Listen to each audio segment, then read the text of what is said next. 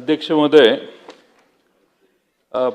पुरवणी मागणी क्रमांक K6 मध्ये 1 ते 7.5 HP पर्यंतच्या कृषी पंपांना मोफत वीज देण्याची मार्चच्या 2026च्या अधिवेशनात घोषणा झाली. त्या प्रोव्हिजन झाली 16,900 कोटीची. पण अध्यक्ष महोदय, उपसा जलसिंचन योजना ज्या आहेत त्या सहकारी तत्वावरच्या, त्या अनेक शेतकरी एकत्रित येतात. त्यांच्या गुणोत्तराचा HP चा विचार केला तर वाट्याला 1 HP 1.5 HP पण येत नाही त्यांच्या. ते 7 HP च्या खाली आहेत असं गृहीत धरलं तर त्यांनाही या निकषाप्रमाणे विजेचं बिल शून्य होऊ शकतं. साधारणपणाने 650 कोटी रुपयाची जास्तीत जास्त गरज लागेल. आणि आता काय झालंय, बऱ्याच योजना जुन्या झाल्या आहेत. पाईपलाईनची गळती आहे, जुनी मशिनरी झाली आहे 30-40 वर्षापूर्वी. आर्थिक बोजा वाढतोय आणि महावितरणची सुमारे 60 ते 70 कोटी रुपयाची वीज बिल थकबाकी आहे. त्यामुळं मला असं वाटतं की कृषी संजीवनी योजना लागू करून 50% त्यांना सवलत द्यावी, म्हणजे मागची पैसे ते भरू शकतील. आणि मे 2025 ते नोव्हेंबर 25 दरम्यान सततच्या पावसामुळं मंत्रिमंडळाने ऑक्टोबर 25च्या महसूल व वन विभागाच्या निर्णयानुसार 3 महिन्याचं वीज बिल माफ करण्याचा आदेश दिला होता. परंतु महावितरणने अद्यापही हे वीज बिल माफ कमी केलेले नाही. त्यामुळे पावसाळी काळातील 3 महिन्याचे थकीत वीज बिल तात्काळ माफ करून महावितरणला तसे आदेश द्यावेत. राज्य वीज नियामक आयोगाने महावितरणच्या वीज दर वाढीबाबत आणि अनुदानाच्या चुकीच्या आकडेवारीची योग्य चौकशी करावी. माननीय मुख्यमंत्री महोदयांनी यावर तात्काळ हस्तक्षेप करून गरीब लहान शेतकऱ्यांना न्याय द्यावा, यावर शासनाने करावयाची कारवाई व उपाययोजना. अध्यक्ष महोदय, मी या व्यतिरिक्त 2-3 सूचना दिलेल्या होत्या, रिजेक्ट झाल्या. मग ते रिजेक्टचं कारणाचा शोध घेतला मी. तर कारण काय, तर तो शब्द इकडे नाही आहे. अशा अतिशय विषय तोच आहे. मी आता ST महामंडळाचं इस्लामपूर आणि आष्टाच्या आगाराची सुधारणा करणे, मग इकडे एसटीचा पूर्ण विषय आहे. त्यामुळे आपण मेहरबान जर उदार झाला तर मला 3 आणखीन विषय मांडायचे आहेत.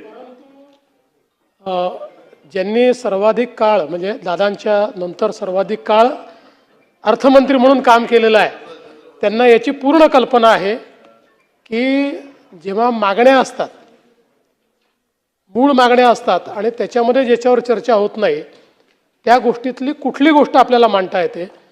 पुरवणी मागण्यांमध्ये ज्याच्यावर चर्चा होत नाही त्याला आपल्याला टलट नाही लावता येत. त्यामुळे ते जोपर्यंत स्पेसिफिक, म्हणजे पुरवणी मागणीमध्ये ज्या विषयावर चर्चा झाली नाही त्यात जी पुरवणी मागणी आली असेल त्याच्या व्यतिरिक्तची मागणी मांडताच येत नाही. त्यामुळे जर त्या आगाराचं नाव नसेल तर मांडता येणार नाही. तुम्ही मांडा, फक्त मला आठवण करून द्यायची आहे की सन्माननीय सदस्य हे 9 वेळा अर्थमंत्री असल्यामुळे त्यांना नियम माहिती असून ते ही जी पळवाट शोधतायत त्याच्याऐवजी त्यांनी मला तसंही पत्र दिलं तर मी त्यांचं मान्यच करीन. मला नेहमी बसतो, पण मला काय वाटलं की जुन्या दिवसांचं आठवण राहून मी तिकडं होतो त्यावेळी CM साहेब, मुनगंटीवारजी काय म्हणेल त्याला तिकडं हो म्हणायचो मी. त्यामुळे मी कधी असं तपशीलवार बारीक शब्द हे नाही बसणार, हे नाही. तर मी आपल्या त्या विभागाशी बोललो तर ते म्हटले हे उदाहरणार्थ आष्टा, ईश्वरपूर बस स्थानके वगैरे, तर ते मागणी आहे तशी त्या बाबतीत. म्हणून किरकोळ बदल आहेत. तर मी त्याची पत्र देतो, सभागृहाचा वेळ घेत नाही. आपण उदार होऊन त्यावर निर्णय द्याल अशी अपेक्षा व्यक्त करतो. माननीय अध्यक्ष महोदय, सन्मान्य नानाभाऊंनी आणि जयंतरावांनी जे विषय मांडले आहेत किंवा ते ज्या विषयाचं पत्र देणार आहेत त्या संदर्भात अधिवेशन संपल्यानंतर 15 दिवसाच्या आत बैठक घेतली जाईल आणि त्याच्यावर जे काही सकारात्मक मार्ग काढता येईल तो मार्ग ते करून टाकू. सगळे एकत्रित करू, काय काळजी करू नका, आणि त्याच्यावर सकारात्मक मार्ग काढण्याचा प्रयत्न केला जाईल. बैठक म्हटला म्हणून आठवलं म्हणून मी फक्त मांडतोय की आपण शेवटी सगळा आढावा घेता की नाही शेवटच्या दिवशी, त्यावेळी अशा किती बैठका कुठल्या मंत्र्यांनी केलेल्या जाहीर केलेल्या आहेत त्याची एक यादी पटलावर आपणच उल्लेख करा की एवढ्या बैठका घेण्याचे ठरलेलं आहे.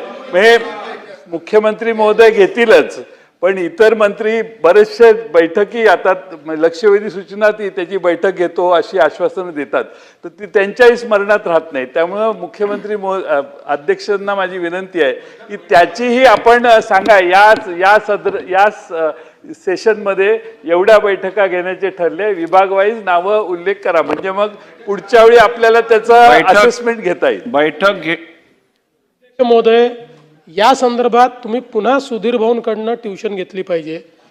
असं आश्वासन मिळाल्याबरोबर एक पत्र आश्वासन कमिटीला, दुसरं मंत्र्याला, 8 दिवसांनी स्मरणपत्र एक आश्वासन कमिटीला, स्मरणपत्र एक मंत्र्याला, 15 दिवसांनी स्मरणपत्र 2 आश्वासन कमिटीला. त्यामुळे होतच हे मला जरा कळू दे.